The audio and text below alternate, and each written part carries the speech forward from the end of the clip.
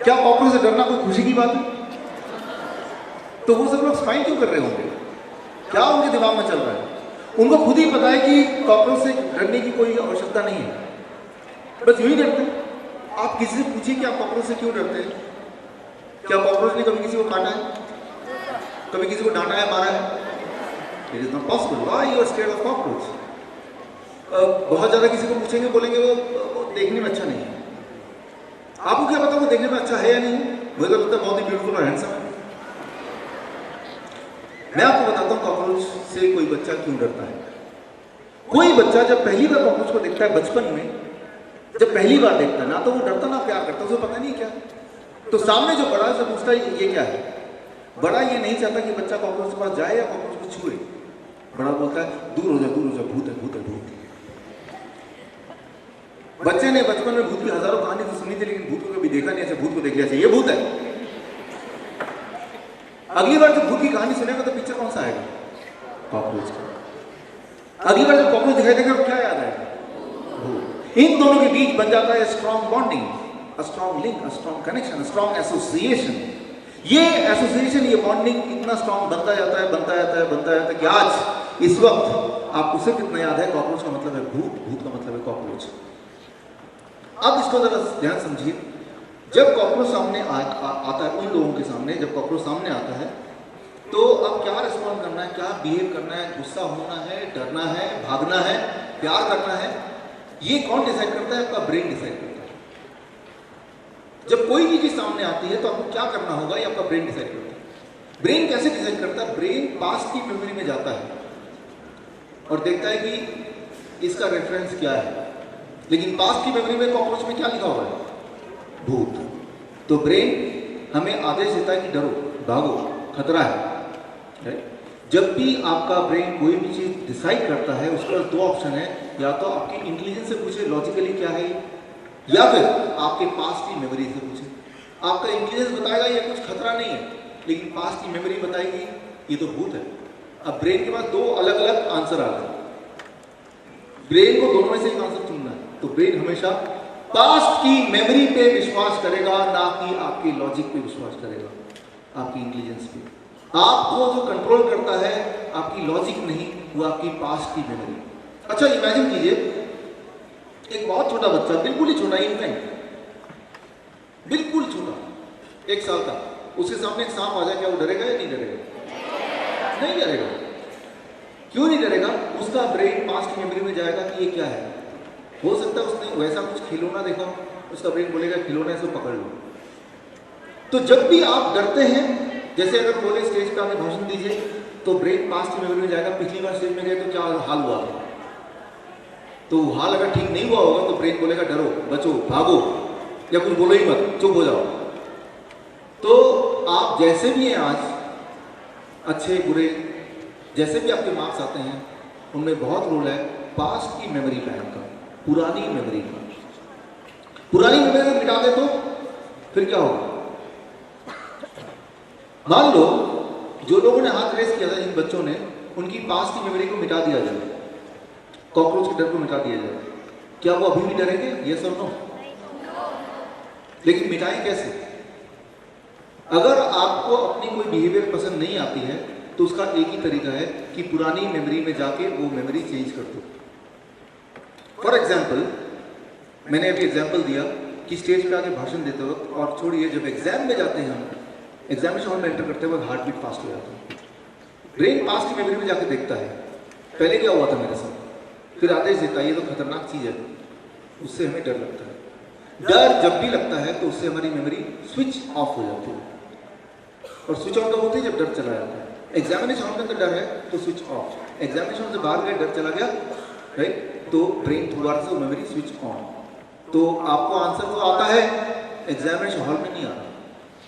तो पास्ट की मेमोरी में जाके अगर कुछ मिटा दें हम, वो खराब मेमोरीज, तो फिर हमारी परफॉर्मेंस अच्छी हो सकती है। लेकिन ये करें कैसे? पुरानी मेमोरी में जाके कोई मेमोरी को मिटाए कैसे? मैं ये बोलना चाह रहा हूं कि हमारे आज के ट्रेनिंग में इंपॉर्टेंट है कैसे याद करना, लेकिन उससे ज्यादा इंपॉर्टेंट है कैसे मिटाना।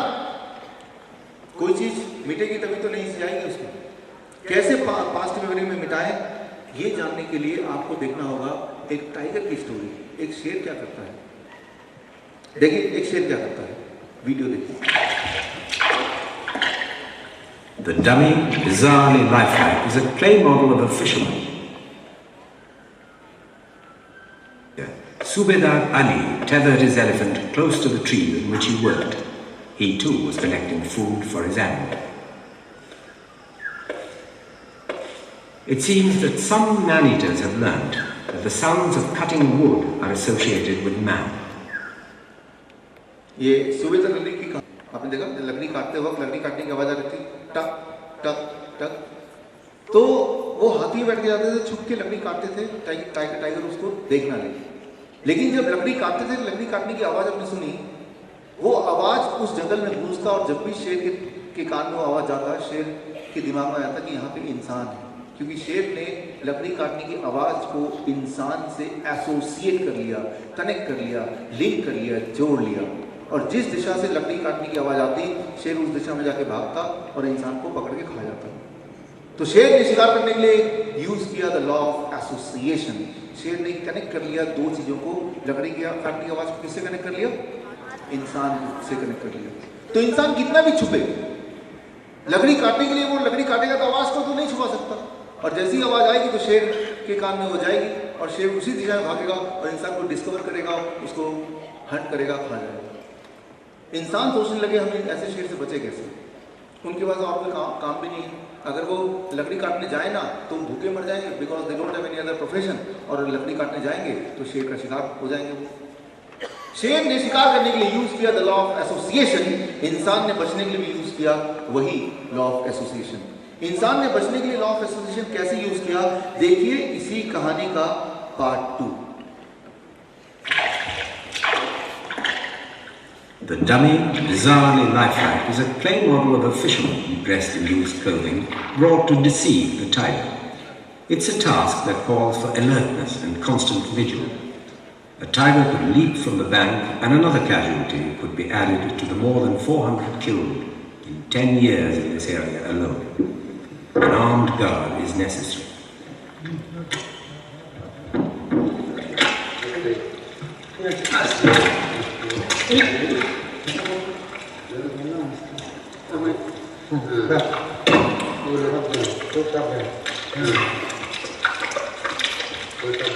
It was here that the tiger had killed the fisherman. The dummy is carefully placed on a boat. Wires are quickly connected around the dummy under the eyes of the armed guards.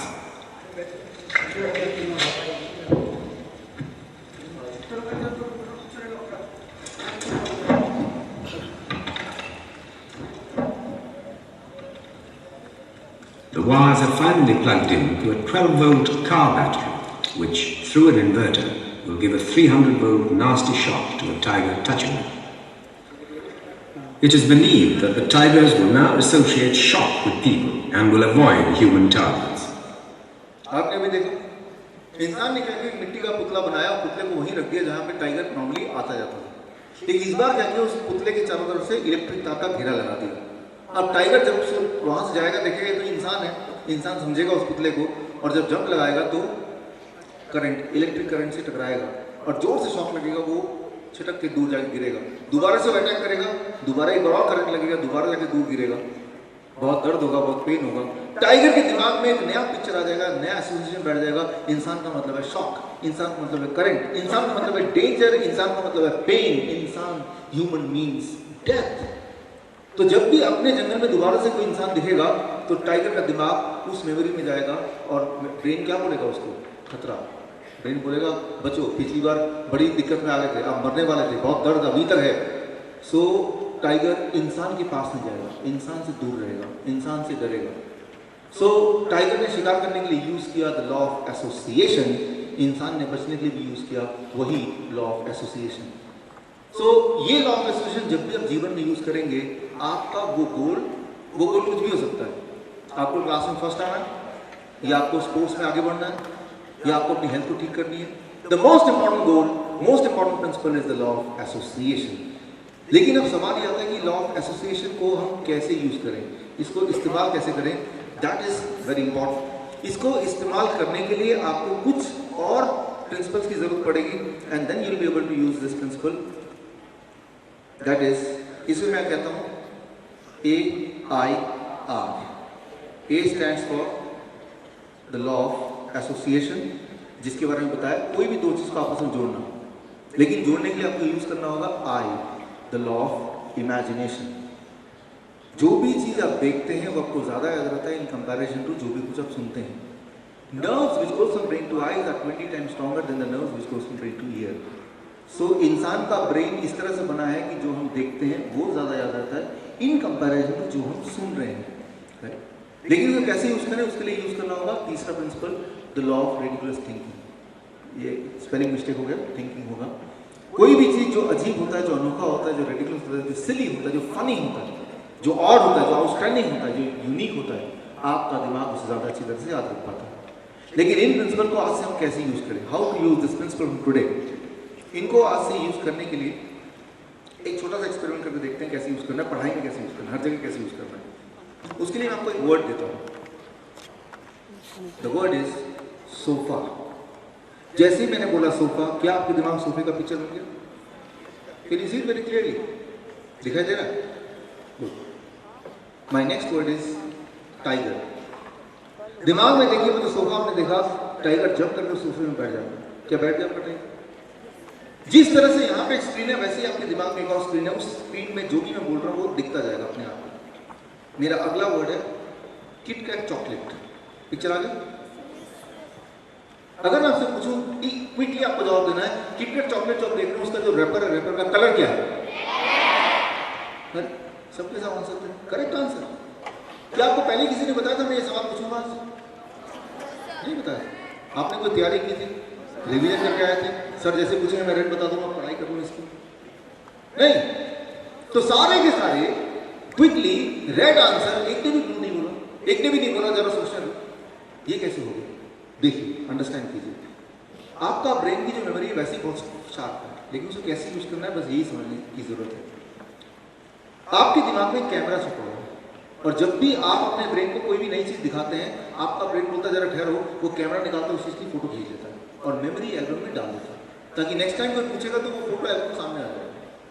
तो बचपन में जब आपने दिखाया होगा पहली बार दिमाग को, देखो ये किटकैट चॉकलेट है, दिमाग में बोला जस्ट होल्ड इट, कैमरा निकाला, उसे क्लिक किया और मेमोरी एल्बम में वो डाल दिया फोटो, ताकि अभी जैसे ही मैंने पूछा किटकैट चॉकलेट, आपके ब्रेन ने बोला एक ही सेकंड में, हाँ इसका फोटो मेरे पास है, मैंने क्लिक किया था, ये देखो फोटो, और फोटो आपने देखा तो फोटो में वही कलर तो दिखेगा जैसा फोटो खींचा होगा।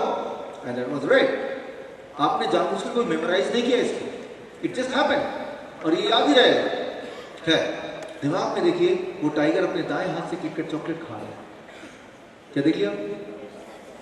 मेरा अगला वर्ड है माइकल जैक्सन। देखिए दिमाग में देखिए, माइकल जैक्सन टाइगर के मुंह से किटकैट चॉकलेट छीन रहा है। Can you see that? हाँ, ये वेरी वेरी सिंपल। मेरा अगला वर्ड है cycle. Cycle, can you see that? दिमाग में देखिए, माइकल जैक्सन साइकिल में भाग रहा है चॉकलेट छीनने के बाद। आपके दिमाग को पता है कि माइकल जैक्सन को साइकिल चलाना कहाँ आता है, लेकिन आपके दिमाग को इससे मतलब नहीं है कि लॉजिक क्या कह रहा है, इंटेलिजेंस क्या कह रहा है। जो भी आप इंस्ट्रक्शन देंगे, दिमाग उसका पिक्चर उसी वक्त दिखा देगा। ट्रेन देखिए, दिमाग में रेलगाड़ी पिक्चर आ गई, कैन यू सी दैट? दिमाग में देखिए, माइकल जैक्सन उस रेलगाड़ी का पीछा कर रहा है साइकिल में। इमेजिन कीजिए, ट्रेन का स्पीड को थोड़ा कम कीजिए, माइकल जैक्सन बोलिए तेजी से साइकिल चलाए, वो ऑलमोस्ट साइकिल चलाते हुए ट्रेन के पास पहुंच गया, वो जंप करता है वो साइकिल से और ट्रेन के बिल्कुल अंदर। मेरा अगला वर्ड है एलिफेंट। दिमाग में देखिए, एलिफेंट ट्रेन के अंदर बैठे हुए। हालांकि आपको पता है कि एलिफेंट तो बड़ा होता है, ट्रेन तो छोटा होता है, लेकिन आपके दिमाग ने क्या किया, एलिफेंट को स्क्वीज कर दिया ताकि वो ट्रेन के अंदर फिर बैठ जाए। देखिए मेरा अगला वर्ड है अन्ना हजारे। देखिए मनी मनी मैजिक कीजिए, अन्ना हजारे जी वो एलिफेंट को बोल रहे, मैं यहाँ ticket conductor, where is the ticket, no corruption, दिखाओ अपना टिकट। क्या आप देख पा रहे picture? My next word cockroach. दिमाग में देखिए, एलिफेंट कॉकरोच जेब से निकालता है और ग्राउंड पे रख देता है, जमीन पे रख देता है। देख रहे? मेरा अगला वर्ड है लालू प्रसाद यादव। देखिए दिमाग में देखिए, कॉकरोच बहुत बड़ा होगा, कॉकरोच का मुंह खुला, उसके अंदर से लालू प्रसाद लुढ़कते लुढ़कते बाहर आके गिर गए। Can you see that? अच्छा, मेरा पहला वर्ड था सोफा, सेकंड वर्ड कौन सा था? What was third word? KitKat के बाद, माइकल जैक्सन के बाद, साइकिल के बाद, ट्रेन के बाद, ओके, एलिफेंट के बाद, ओके, अन्ना हजारे के बाद, कॉकरोच के बाद। That's great, you're a genius, right? आपका दिमाग तो पहले से जीनियस है।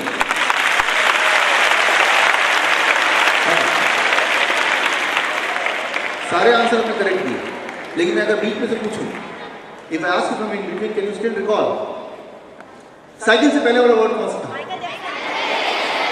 टाइगर के बाद वाला वर्ड कौन सा था?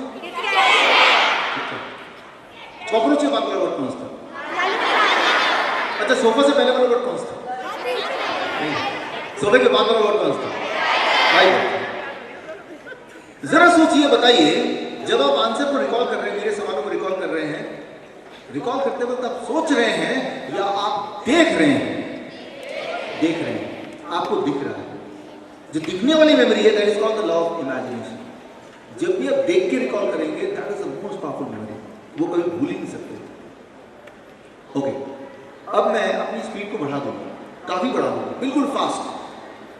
मेरी स्पीड कितनी भी ज्यादा हो जाए, लेकिन आपकी देखने की मेमोरी से ज्यादा नहीं हो सकती। मैं जानबूझ के आप फास्ट बोलूंगा, बहुत फास्ट, लेकिन आप आराम से रिलैक्स करते हुए जो मैं बोलूंगा उसको सुनना है, देखना है, राइट? ये एक टेस्ट है, देखते हैं। मैं बहुत फास्ट बोलूंगा, पहले बता रहा हूँ, बिल्कुल फास्ट, एक ही बार बोलूंगा, और आपको बिल्कुल अलर्ट होकर सुनना है, फिर उसकी पिक्चर देखते हैं क्या होता है। ओके, ये 1 मिनट का टेस्ट है। लालू प्रसाद के बाद मेरा नेक्स्ट वर्ड है ब्लू बस। दिमाग में देखिए, ब्लू बस के पिछले दरवाजे से लालू प्रसाद एंटर करते हैं। मेरा नेक्स्ट वर्ड है ग्रीन एप्पल। दिमाग में देखिए, ब्लू बस के अंदर ग्रीन एप्पल भरा हुआ। मेरा अगला वर्ड है येलो बर्ड। दिमाग में देखिए, ग्रीन एप्पल टूट रहे हैं, उसके अंदर से येलो बर्ड उड़ते हुए आसमान में जा रहे हैं। मेरा अगला वर्ड है ट्यूबलाइट। सारे येलो बर्ड ट्यूबलाइट के ऊपर बैठ गए। मेरा अगला वर्ड है ऑरेंज स्नेक। दिमाग में देखिए, ट्यूबलाइट के अंदर एक ऑरेंज स्नेक है, वो ट्यूबलाइट से बाहर भाग रहा है। मेरा अगला वर्ड है अक्षय कुमार। देखिए, ऑरेंज स्नेक अक्षय कुमार का पीछा कर रहा है, वो आगे के भाग रहा है। मेरा अगला वर्ड है व्हाइट टाटा सुमो। देखिए, अक्षय कुमार जंप करता है टाटा सुमो के अंदर और टाटा सुमो चला रहा है, वो पहुंच गया। मेरा नेक्स्ट वर्ड है, my next word is red jungle. देखिए, टाटा सुमो रेड जंगल के सामने उसने ब्रेक लगा दिया, रेड जंगल सामने है आपके। अब मैं अगला वर्ड दूंगा, लेकिन ये नहीं बताऊंगा कि एसोसिएट कैसे करना है, कहानी कैसे बनाना है, वो आपको खुद करना है, अपने आप ही करना है। ना तो समय मिलेगा, ना मैं आपको क्लू दूंगा, you do it on your own. मेरा अगला वर्ड लाल जंगल के बाद आपको मनी मन करना है। मेरा अगला वर्ड लाल जंगल के बाद टेलीविजन। देखिए, टेलीविजन के बाद मेरा अगला वर्ड स्पाइडरमैन हो गया। स्पाइडरमैन का अगला वर्ड उसके बाद स्विमिंग पूल ना। स्विमिंग पूल के बाद मेरा अगला वर्ड केक। केक के बाद मेरा अगला वर्ड सचिन तेंदुलकर। देखिए, सचिन तेंदुलकर के बाद अगला word mango tree. Mango tree के बाद मेरा अगला वर्ड आपकी इंग्लिश टीचर। देखिए, इंग्लिश टीचर के बाद मेरा अगला वर्ड ब्राउन क्रोकोडाइल हो गया। लाल टोपी, ऑरेंज टी शर्ट। ओके, मैंने एक वर्ड बोला था लालू प्रसाद, उसके बाद मैंने बोला था ब्लू बस। ब्लू बस के बाद क्या बोला था? ग्रीन एप्पल के बाद क्या बोला था? Yellow bird. येलो बर्ड के बाद कौन सा वर्ड? ट्यूबलाइट। अच्छा, ट्यूबलाइट के बाद कौन सा वर्ड? स्नेक। स्नेक के बाद okay, that is Akshay Kumar. Akshay Kumar के बाद टाटा सुमो। कौन से कलर में? व्हाइट टाटा सुमो के बाद रेड जंगल।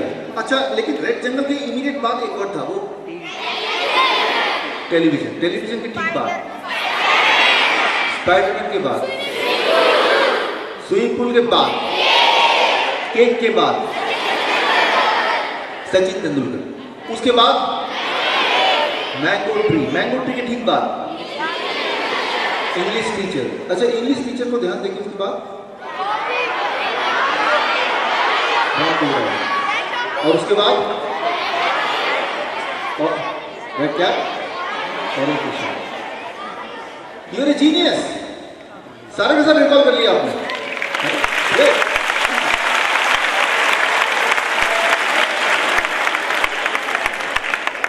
लेकिन मैं बीच में पूछ के देखता हूं, आपको बताना है मेरे सवाल में जवाब। ट्यूबलाइट से पहला वाला वर्ड कौन सा था?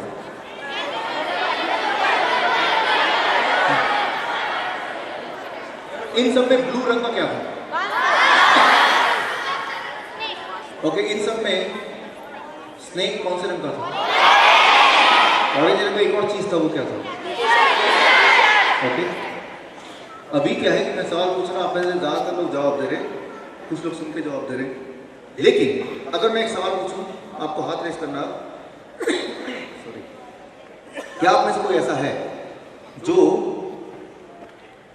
रेड जंगल से स्टार्ट करके और आपको जाना है ब्राउन क्रोकोडाइल तक? कौन बताएगा?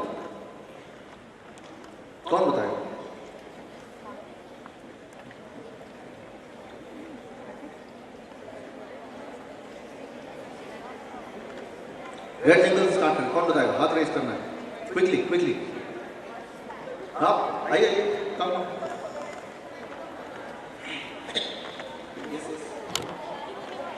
हमें से कोई बताएगा नहीं, क्लू नहीं देगा इनको, शांत हो गए, नहीं देखेंगे करेक्ट बता भी पाते हैं, गलत बता इससे।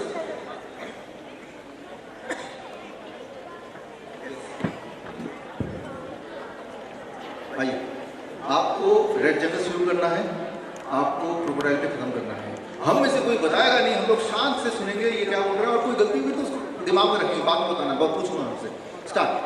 रेड जंगल के आगे वो अक्षय कुमार ब्रेक लगाता है, उतरता है, टीवी दिखता है, और फिर swimming pool, Spiderman, red T shirt, cap, red cap,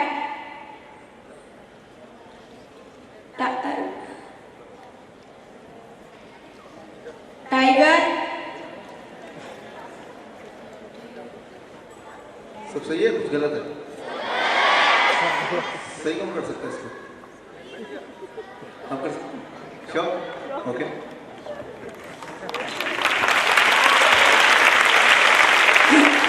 television के बाद स्पाइडरमैन के बाद स्विमिंग पूल के बाद केक के बाद सचिन तेंदुलकर के बाद मैंगो ट्री के ऊपर इंग्लिश टीचर के बाद ब्राउन क्रोकोडाइल, उसके बाद रेड कैप एंड ऑरेंज।